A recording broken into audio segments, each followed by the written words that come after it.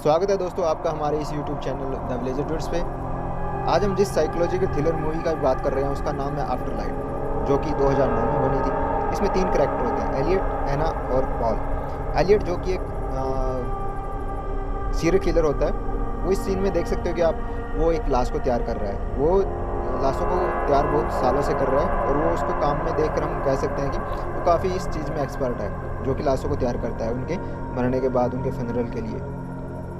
अब इस सीन में आप देखेंगे कि एना होती है जो कि प्राइमरी स्कूल में टीचर होती है और उसके साथ एक पॉल होता है जो उसका बॉयफ्रेंड होता है। अब इन तीनों में क्या कनेक्शन है वो इस मूवी में हम आपको आगे बताएंगे। एना जो कि एक प्राइमरी स्कूल में टीचर थी, और एलियट जो कि सीरियल किलर, पॉल जो कि एक लवर है। यहाँ पर इस सीन में देखेंगे पॉल और एना दोनों इंटीमेट हैं। पॉल आनंद ले रहा है लेकिन एना उसे खुश नहीं है और वो दोनों आपस में बहस करके एक दूसरे से अलग हो जाते हैं।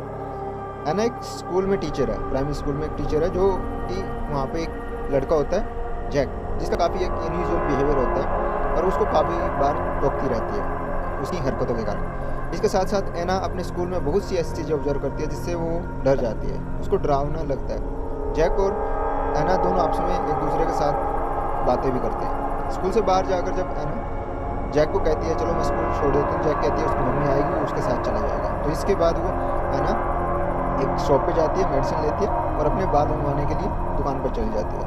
वो इसलिए जाती है क्योंकि उसको शाम को अपने पियानो टीचर के फ्यूनरल पे जाना होता है। अब जब वो फ्यूनरल पे जा रही होती है, वहाँ पर जाकर देखती है कि उसके पियानो टीचर जो है वो सांसें ले रहा है। उसको थोड़ा अजीब फील होता है और ये सब वहाँ पर खड़ा एलियट भी देख रहा होता है। दूसरी तरफ जो जैक पॉल होता है वो आज उसको डिनर पे बुलाया होता है एना को, और वो साथ में एक अंगूठी भी लेके आता है।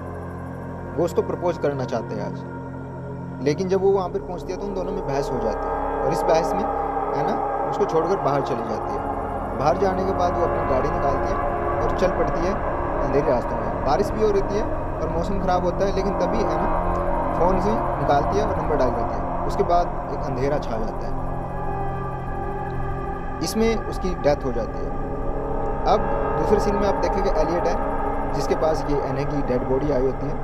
वो उसके कपड़ों को काटता है और काटते के दौरान जब उसको देखता है कि उसने नीचे बहुत ही खूबसूरत लाल रंग का गाउन पहना हुआ है। एलियट यहाँ पर ये नॉर्मल उसका काम है, जो कि उसका डेली काम है। अब जो एना होती है वो एलियट से पूछती है मैं कहाँ हूँ, तो एलियट बताता है कि उसकी डेथ हो चुकी है और एक मॉर्चरी में है। एना को विश्वास नहीं होता कि उसकी डेथ हो चुकी है क्योंकि वो बोल रही होती है, लेकिन एलियट उसको बार बार समझाता है नहीं तुम्हारी डेथ हो चुकी है और तुम अभी मॉर्चरी में, मैं तुम्हें तैयार कर रहा हूँ फ्यूनरल के लिए। उसको उसका डेथ सर्टिफिकेट दिखाता है और कहता है कि तुम्हारी डेथ 2 दिन पहले हो चुकी है, अभी सिर्फ आपके फ्यूनरल के लिए तैयार कर रहे हैं इसको। एना को तब भी विश्वास नहीं होता, लेकिन एलियट फिर भी उसको बताता है कि तुम्हारी डेथ हो चुकी है और उसको बार बार समझाता है। एना जो वहाँ पर पड़ी होती है वो काफ़ी कुछ सोच रही होती है, उसके पास्ट लाइफ में उसके क्या हुआ क्या नहीं हुआ, वो सारी सोचती रहती है। एलियट उसके पास ही रहता है। दूसरी तरफ पॉल को अभी तक पता नहीं होता है कि एना की डेथ हो चुकी है। वो उसके घर पे फ़ोन करता है, लेकिन घर की बजाय वो फ़ोन एलियट के पास होता है। एलियट उसको काट देता है। पॉल उसके घर पे आता है और उसकी माँ से मिलता है और पूछता है कि एना कहाँ है। उसकी माँ कहती है एना की डेथ हो चुकी है 2 दिन पहले रोड एक्सीडेंट में। पॉल इस पर विश्वास नहीं करता, लेकिन एना की मम्मी कहती है कि वो डेथ हो चुकी है उसकी, अब कोई फ़ायदा नहीं है उन्हें। उधर जब एलियट मॉर्चरी में होता है तो वो उसके टाँके लगाकर उसका घाव को बंद कर रहा होता है। एना को यहाँ पे बिल्कुल दर्द नहीं होता, वो सोचती है शायद कोई इंजेक्शन दिया है। तभी एलियट उसको एक इंजेक्शन देता है और उसके दर्द को दूर कर देता है, उसके सांसें रोक देता है।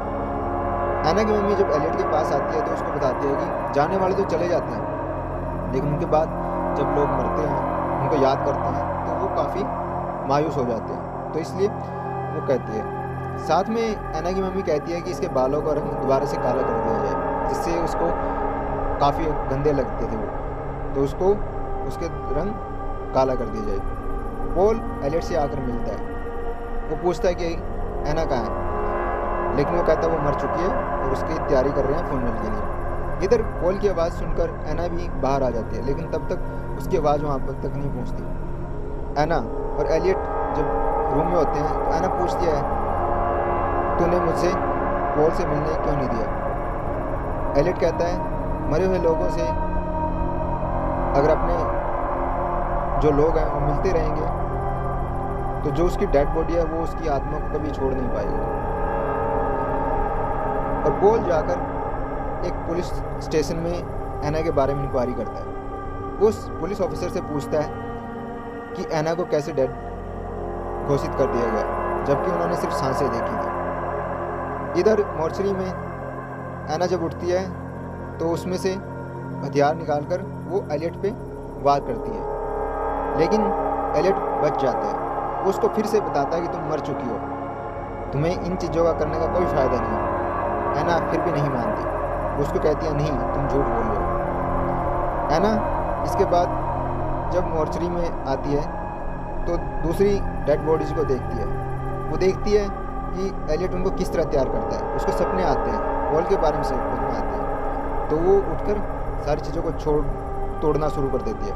उधर पॉल को दिखता है कि एलियट और एना मॉर्चरी में है और एना के हाथ में उसका दिल है। पॉल घबरा जाता है और बाहर निकलता है। उधर एना और एलियट जब होते हैं तो एलियट बाहर चला जाता है और एना उसकी चाबियाँ निकाल लेती है। चाबियाँ निकाल के वो फ़ोन करती है पॉल को और वो कहती है कि मैं ज़िंदा हूँ, तुम मुझे ले जाओ। पॉल ये सब सुनकर उसे लगता है कि शायद कोई मेरे साथ मजाक कर रहा है, तो इस चीज़ को नहीं मानता और वो फ़ोन काट देता है। एना इससे बहुत गुस्सा होती है। तभी वहाँ पर एलियट आ जाता है। एलियट उसको बार बार बताता है कि तुम मर चुकी है, कोई फ़ायदा नहीं। जब एना शीशे के सामने होती है तो उसकी सांसें शीशे पर पड़ती हैं, जिससे उससे वहाँ भाप बन जाती है। एलियट चालाकी से उसको साफ कर देता है। जब एलियट और एना मॉर्चरी में होते हैं तो जैक जो उसका स्टूडेंट होता है वो देख लेता है एना को खड़े हुए वहाँ पर, और जैक ये सब जानकर वापस चला जाता है वहाँ पर। एलियट उसके बाल काले कर देता है एना के, और तभी देखती है सपने में कि पॉल वहाँ पे है, लेकिन पॉल नहीं, वहाँ पर एलियट ही होता है। और वो फिर से उसके बारे में पूछती है, क्या मेरी माँ मेरे मरने पर रोई? उसको बताता है नहीं रोई। पॉल मेरे मरने पर रोया? तो झूठ बोल देता है एलियट कि नहीं, वो भी नहीं रहे। तो इससे एना जो है वो काफ़ी टूट जाती है और वो कहती है कि शायद मेरी किस्मत ख़राब है। उधर पॉल जब एना के स्कूल में जाता है तो वहाँ पर उसको जैक मिलता है। जैक उसको बताता है कि उसने मॉर्चरी में एना को देखा है, उसको खड़े है। पॉल इस चीज़ को मानता नहीं, लेकिन जैक उसके पीछे पड़ा रहता है कि मैंने देखा है। इससे गुस्सा होकर पॉल उसको थप्पड़ मार देता है, जिसका काफ़ी उसमें मायूस भी होता है इसको करने के बाद। उधर एक पुलिस ऑफिसर अपने भाई की डेड बॉडी को लेकर मॉर्चरी में आता है और वो देखता है कि एना के हाथ पैर हिल रहे हैं, लेकिन वो सांसें देखता है तो वो वहाँ पर नहीं होते। शायद उसको लगता है कि शायद उसका भ्रम है। उधर पॉल इंक्वायरी करने के लिए पुलिस स्टेशन में ही रहता है। उससे पूछता है कि तुम सिर्फ सांसें देखकर एक आदमी को डेड किस तरह घोषित कर सकते हो?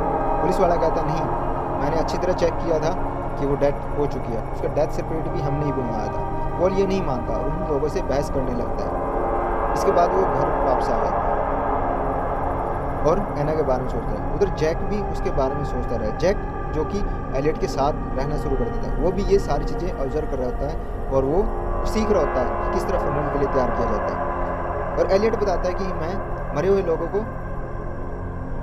मारता हूँ, जो अंदर से मर चुके हैं, जो हमारे यहाँ पर बोझ बन चुके हैं, जो यहाँ की ऑक्सीजन लेते हैं, जो दूसरों को यूज़ करनी होती है। तो इस तरह वो चीज़ें उसके दिमाग में रहती हैं। उधर एलियट एना को पूरी तरह तैयार कर देता है, उसके रंग बालों का काला कर देता है, उसके पूरा श्रृंगार कर देता है। एलियट फिर भी उसको समझाता है कि तुम मर चुकी है, तुम्हारा अब दुनिया में कोई नहीं है, तेरे को सिर्फ फनल के लिए तैयार कर रहे हैं। एना वहाँ से निकल कर बाहर जाती है, तभी वहाँ पर देखती है पॉल वगैरह सारे हैं, लेकिन वो हेलोजन तैयार करता है जिससे कि वो घबरा जाती है ना और वापस अपने रूम में आ जाती है। और वहाँ पर वो मान लेती है कि हाँ वो मर चुकी है। इस तरह और फिर से एक शीशे में देखती है उसकी भाप उसके बनती है, लेकिन तभी एलियट वहाँ पर उसका इंजेक्शन लगा देता है और वो फिर से दोबारा से अनकॉन्शियस हो जाती है। पॉल जब फनल के लिए आ रहा होता है तो बताता है कि नहीं, है ना, मरी नहीं है, लेकिन एलियट फिर भी उसको कहता है हाँ वो मर चुकी है। इस चक्कर में पॉल आकर उसको ताबूत से निकालकर बाहर ले आता है, लेकिन वो उसका भ्रम होता है। एक्चुअली होता क्या है, जो एलियट होता है उसने पॉल को भी मार दिया होता है, क्योंकि वो भी अंदर से मर चुका होता है और वो एकदम सोचने पर मजबूर हो जाता है कि हुआ क्या। एलियट पॉल और एना दोनों को मार देता है। उसको लगता है कि शायद ये बोझ है ज़िंदगी का, जो इंसानों पे बोझ है, तो वहाँ पर उनको मार के भाग जाता है, सपने में सोचता है, और वो दोनों को मारकर दुनिया से बोझ को कम कर रहा है और वो तैयार कर रहा होता है उन दोनों को। इस तरह इस चीज़ में हम देखेंगे कि एलियट दोनों को मार देता है और वो एक साइकोलॉजिकल किलर है। और इन सब के बाद जैक भी वहाँ होता है, जो शायद भविष्य का एक नया एलियट बन रहा होता है, और इसके साथ ही मूवी ख़त्म हो जाती है। धन्यवाद दोस्तों आपके यहाँ पर ये सब मूवी देखने के बाद। उम्मीद करता हूँ आप इस YouTube चैनल को सब्सक्राइब करोगे, बेल आइकन दबाओगे, ताकि भविष्य में आपको अच्छी से अच्छी मूवी के बारे में डिटेल से एक्सप्लेन